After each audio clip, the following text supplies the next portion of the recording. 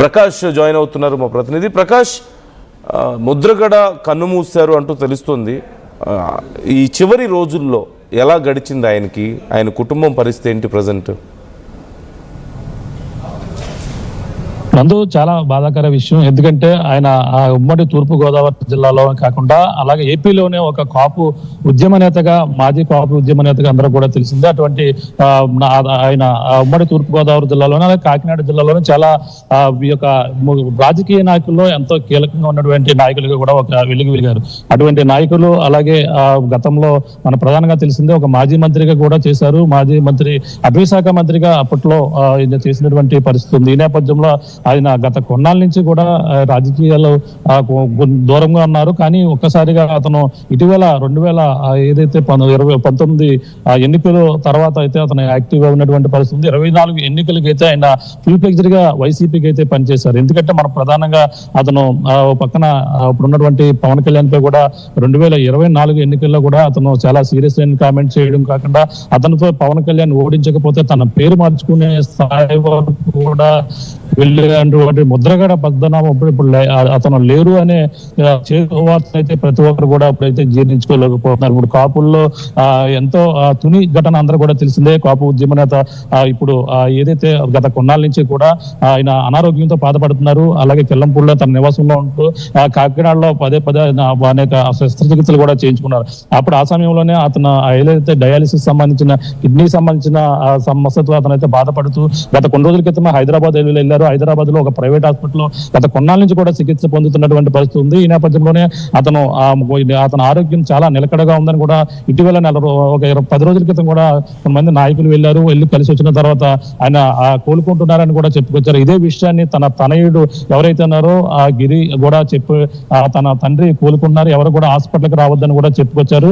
ఈ నేపథ్యంలోనే ఈ రోజు ఆయన ఆరోగ్యం పరిస్థితి చాలా సాయంత్రం నుంచి కూడా చాలా ఇబ్బందికర పరిస్థితులు ఉన్నాయి. వెంటిలేటర్ ఉంది, అతను ఆరోగ్య పరిస్థితి బాగోలేదని కూడా వైద్యులు వెంటనే కుటుంబ సభ్యులు చెప్పిన నేపథ్యంలోనే అతను చివరిగా ఆ మృత్యుతో పోరాడుతూ అలాగే చివరి శ్వాస విడిచినట్టుగా మనకు వచ్చినటువంటి సమాచారం. ఈ నేపథ్యంలోనే ఇప్పుడు మొత్తం ఆయన మరణాన్ని అయితే మొత్తం యావత్ ఇక్కడ ఉన్నటువంటి ఉమ్మడి తూర్పుగోదావరి జిల్లా వాసులే కాదు, అలాగే మొత్తం ఏపీలో కూడా ఇప్పుడు ముద్రగడ పద్మనాభం చనిపోవడం, ఆయన లేడు అనే చేదు నిజాన్ని ఎవరు కూడా జీర్ణించుకోలేని పరిస్థితి ఉంది. ఆయన ప్రధానంగా తెలిసిందే ముద్రగడ పద్మనాభం ఆయన ఈ పత్తిపాడు నియోజకవర్గానికి సంబంధించిన కాపు నాయకుడు. అలాగే పత్తిపాడు నియోజకవర్గంలో కాదు, కాకినాడ మంత్రిగా పనిచేశారు. కాకినాడలో సంబంధించిన ఈ యొక్క జిల్లాలో ఎంతో కీలకంగా ప్రతి విషయంలో కీలకంగా ఉండేవారు. అటువంటి కాపు పెద్దగానే ఉంటూ అలాగే కాపులకి ఒక ధైర్యాన్ని నింపుతూ ఒక కాపులను బీసీలో చేర్చాలి అనే ఒక ఉద్యమాన్ని ముందుకు తీసుకెళ్లే విధంగా కూడా చాలా పోరాడినటువంటి ముద్రగడ పద్మనాభం. అంతేకాకుండా మనం చూసాం 2019 ఎన్నికల ముందు అయితే అతను తుని వద్ద జరిగినటువంటి ఘటన ఏదైతే తుని రైలు ఘటనలో కూడా ఆయన చాలా తీవ్ర స్థాయిలో ఉద్యమం ఒక దేశవ్యాప్తంగా కూడా సంచలనంగా మారినటువంటి ఘటన అయితే అప్పట్లో కూడా ఆయన చేసినటువంటి పోరాటం కాపుల కోసం, కాపులను బీసీలో చేర్చాలంటూ కూడా అప్పుడైతే ఆ రైలు దగ్ధం ఘటన మొత్తం దేశవ్యాప్తంగా కూడా సంచలనంగా మారింది. అటువంటి ఉద్యమాన్ని ఉవ్వెత్తున ఒక్కసారిగా తీసుకెళ్లి అంతేకాకుండా ఆ కాపులను బీసీలో చేర్చాలి, కాపులకి రిజర్వేషన్ కల్పించాలంటూ కూడా సుదీర్ఘ కాలం పాటు పోరాడారు. పోరాడిన తర్వాత 2019 ఎన్నికల తర్వాత వైసీపీ అధికారులు రావడం, తర్వాత ఆయన కొంచెం రాజకీయాలకు దూరంగా ఉండడం, అతను రాజకీయాల్లో దూరంగా ఉన్నప్పటికీ ప్రధానంగా అతని నుంచి ఒకటే మెసేజ్, అంటే ఎప్పుడు కూడా మీడియా ముందుకు వచ్చి అతను మాట్లాడే పరిస్థితులు అయితే ఎక్కడ కూడా లేవు. అతను ఒక స్టైలిష్, అతను ఒక రాజకీయాలు ఒక డిఫరెంట్ వేలో ఉండే ముద్రగడ పద్మనాభం సంబంధించి అతను ఏదన్నా ఒక రాజకీయ స్టేట్మెంట్ ఇవ్వాలంటే మాత్రం ఖచ్చితంగా ముద్రగడ పద్మనాభం ఒక లేఖ అయితే విడుదల చేసేవారు. ఆ లేఖలోనే సారాంశం ఎవరన్నా అభినందించాలన్నా, ఎవరన్నా రాజకీయ విమర్శలు చేయాలన్నా, అలాగే అధికారంలో ఉన్నటువంటి నాయకులపై డిమాండ్ చేయాలన్నా సరే ముద్రగడ పద్మనాభం ఈ విధమైనటువంటి వ్యాఖ్యలు చేస్తూ అనేక విధాలుగా ఆ పక్కన ప్రజల తరపును అలాగే మరో పక్కన కాపుల తరపున కూడా ఏదో ఒక తన వాయిస్ అయితే వినిపించేవారు. అది కూడా ఒక లేఖ రూపంలోనే వినిపించినటువంటి పరిస్థితి అయితే ఉండేది. అంటే అప్పుడు 2019 తర్వాత ఆయన 2024 ఎన్నికల్లో ముందు వైసీపీలో జాయిన్ అవ్వడం, ఆయన ముందు జనసేనలో జాయిన్ అవుతారని కూడా ప్రచారాలు జరిగాయి. తన తనయుడికి కాకినాడ జిల్లాలోనే అలాగే ఆ ప్రతిపాడు కావచ్చు, అలాగే కాకినాడ ఇటువంటి కొన్ని ప్రాంతాల్లో కూడా జనసేన నుంచి అయితే టికెట్ ఆశించారు గిరికి. అంటే అటువంటి అనేక కారణాల వలన మళ్ళీ వైసీపీలోనే ఆయన జాయిన్ అయినటువంటి పరిస్థితి ఉంది.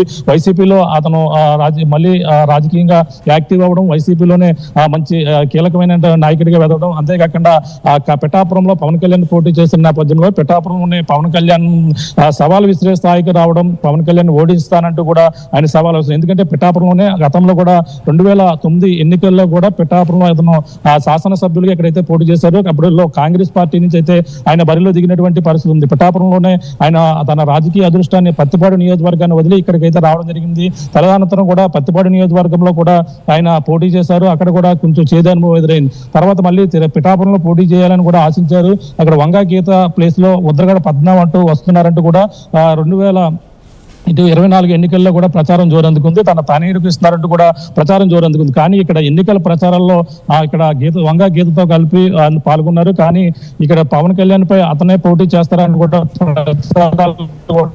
ఆ నేపథ్యంలోనే ఆయన సవాల్ విసిరి పవన్ కళ్యాణ్ ఇక్కడ ఖచ్చితంగా ఓడించి ఆయన గెలిస్తే నా పేరు మార్చుకుంటానని కూడా ఆయన సవాల్ విసిరారు. ఆ విధంగానే పవన్ కళ్యాణ్ పిఠాపురంలో గెలవడం, ఈ నేపథ్యంలోనూ ఆయన మళ్ళీ ఇక్కడ ఏదైతే అతను మాట ఇచ్చిన ప్రకారంగా ఆ పేరు మార్చుకునేందుకంటే ముద్రగడ పద్మనాభం బదులుగా ముద్రగడ పద్మనాభం రెడ్డి అంటూ కూడా ఆయన మాటకు కట్టుబడి ఉన్నటువంటి నాయకుడిగా ఆయన ఎంతో కూడా పేరుగాంచారు. అది కూడా ఎన్నో విమర్శలకు తలెత్తినప్పటికీ ఆయన మాట మీద నిలబడే వ్యక్తి అని ప్రతి ఒక్కరు కూడా కొనియాడుతూ ఆ పేరు మార్చుకున్నటువంటి అంశాన్ని ప్రతి ఒక్కరు కూడా కొంతమంది అభినందించినప్పటికీ ఆయన ఈ విధంగా రాజకీయాలు చివరి సమయంలో ఇటువంటి నిర్ణయం సరైనది కాదంటూ కూడా చెప్పుకొచ్చారు. అటువంటి ముద్రగడ పద్మనాభం ఇప్పుడు లేరు అనే ఒక చేదు నిజాన్ని అయితే ఇక్కడైతే తూర్పుగోదావరి జిల్లా వాసులు అయితే దీన్ని జీర్ణించుకోలేకపోతున్నారు. నందు, ప్రకాష్, ఒక్క నిమిషం మీరు లైన్లో ఉండండి. ఈ అంశానికి సంబంధించి ఇప్పటికే 2 తెలుగు రాష్ట్రాల్లోని రాజకీయ ప్రముఖులు, సామాజికవేత్తలు అందరూ కూడా ఆయన గురించి, ఆయన జర్నీ గురించి తెలిసిన వాళ్ళందరూ కూడా తమ సంతాపాన్ని తెలియజేస్తున్నారు. అలాగే చాలామంది పోస్టులు చేస్తున్నారు. ఎక్స్ వేదికగా ఎంతోమంది పోస్టులు చేస్తున్నటువంటి సందర్భం మనకు కనిపిస్తుంది. ఈ నేపథ్యంలో ఇప్పటికే ఏపీ సీఎం ముద్రగడ పద్మనాభం మృతికి ఆయన తన సంతాపాన్ని తెలియజేస్తూ ఒక పోస్ట్ చేశారు. అలాగే ఏపీ మాజీ సీఎం కూడా జగన్మోహన్ రెడ్డి కూడా దీనికి సంబంధించి ఇప్పటికే పోస్ట్ చేశారు. ఇలా చాలామంది తమ సంతాపాన్ని తెలియజేస్తున్నారు. వాళ్ళ కుటుంబ సభ్యులకి ధైర్యం చెప్పే ప్రయత్నం చేస్తున్నారు. ఈ నేపథ్యంలో ఈ అంశానికి సంబంధించి ముద్రగడ ఇక లేరు, రాజకీయాల్లో తనదంటూ ఒక ప్రత్యేక ముద్ర వేసుకొని కాపు ఉద్యమాన్ని ఉవ్వెత్తున ఎగిసిపడేలా చేసి ఎన్నో సంచలనాత్మక నిర్ణయాలు తీసుకున్నటువంటి ఒక నాయకుడు ఇక లేరు అన్న వార్తని కేవలం రాజకీయ ప్రముఖులే కాదు, ఎంతోమంది కాపు నాయకులు కానీ, ముఖ్యంగా కాపు సామాజిక వర్గానికి ముద్రగడ ఎంతో సేవ చేశారు, ప్రత్యేకమైన గుర్తింపు తీసుకొచ్చారు. అలాంటి వ్యక్తి ఇలా ఇక మనకు లేరు అన్న ఈ వార్తని చాలామంది జీర్ణించుకోలేకపోతున్నారు.